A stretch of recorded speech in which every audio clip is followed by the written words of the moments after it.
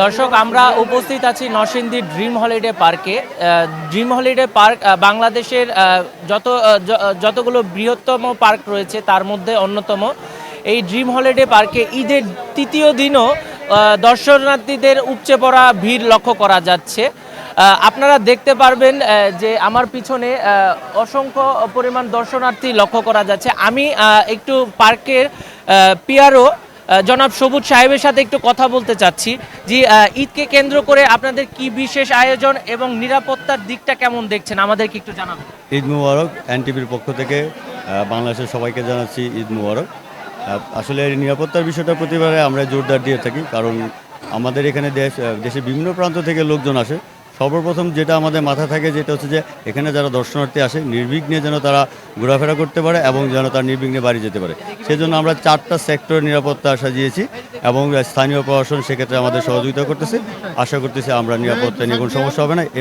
এবার দেশের অবস্থা অন্যান্য সময় থেকে আসলে খুব স্বাভাবিক, খুব ভালো পরিবেশ। আমরা আশা করছি খুব সুন্দর একটা ঈদ কাটাবো। ঈদকে কেন্দ্র করে আপনাদের বিশেষ আয়োজন কি রয়েছে এবার? ঈদকে কেন্দ্র করে আমাদের বিশেষ আয়োজন রয়েছে। ওয়াটার পার্কটা সবারই একটু আনন্দমুখর একটা জিনিস থাকে, এটার প্রতি বেশি মানুষের আগ্রহ থাকে। সেই দিক থেকে কেন্দ্র করে আমরা ওয়াটার পার্কের নতুন আরেকটি পুল আমরা ওপেন করেছি। ওখানে আপনি ওই পুলে 17টা স্লাইডার পাচ্ছেন। এটা আমাদের নতুন সংযোজন করেছি। আরেকটা আমরা নতুন রাইডার সংযোজন করেছি, সেটা হচ্ছে ড্রিম রিভার ক্যাব। এটা আসলে একটু ব্যতিক্রমধর্মী, এটা বাংলাদেশি প্রথম আমরা স্থাপন করেছি। প্রজেক্টটা করতে আমাদের প্রায় 3 বছর লেগেছে। তো ঈদকে কেন্দ্র করে সেটা আমরা ওপেন করেছি। তো আমি দেশবাসীকে সাধুবাদ জানাবো, আগ্রহ জানাবো ঈদের এই যে ছুটিতে আছে, যদি ড্রিম হলিডে পার্কে এসে অন্তত রিভার ক্যাবটা দেখে যায় তাহলে আসলে বুঝতে পারবে যে আমরা পার্কটাকে কোন স্টেজে নিয়ে যাওয়ার চেষ্টা করছি। ধন্যবাদ আপনাকে।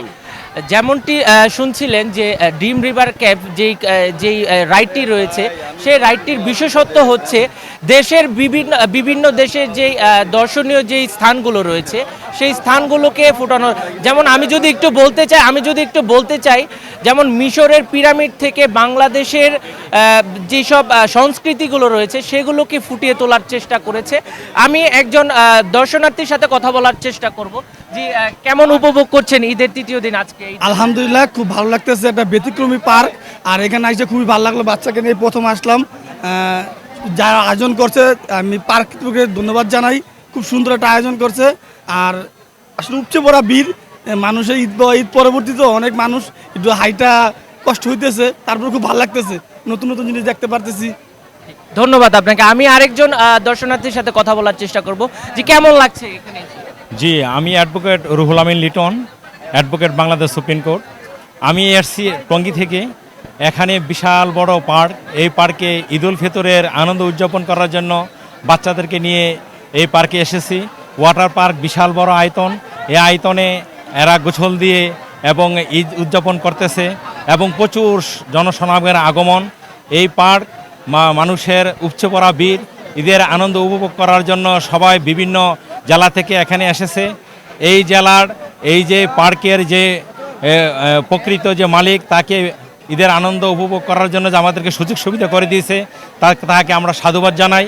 এবং বিশেষ করে এনটিভির যে চেয়ারম্যান, ওনার সাথে আমার ভালো সম্পর্ক। এনটিভির কর্মকর্তা হিসেবে আপনাকে অশেষ ধন্যবাদ এবং সাধুবাদ জানাই। ধন্যবাদ আপনাকে। ড্রিম হলিডে পার্কের আনাচে কানাচে ভ্রমণ পিপাসুদের পদচারণায় মুখরিত হয়ে আছে। আপনারা ইতিমধ্যে লক্ষ্য করতে পেরেছেন বিভিন্ন যে সকল রাইডগুলো রয়েছে, রাইডগুলোর সামনেও অনেক দর্শনার্থীদের ভিড় লক্ষ্য করা যাচ্ছে। আমি একটু দেখাতে চাই, আমার পেছনেই আছে ড্রিম হলিডে ওয়াটার পার্ক। যেই পার্কটিতে ইতিমধ্যে আমরা জানতে পেরেছি এখন পর্যন্ত প্রায় 1000 খানেক মানুষের মতো অবস্থান করছে ড্রিম হলিডে পার্কের মধ্যে। তাছাড়াও ড্রিমস্কেপ যেই বিশেষ রাইডটি রয়েছে সেই রাইডটির মধ্যেও অনেক মানুষের সমাগম হয়েছে।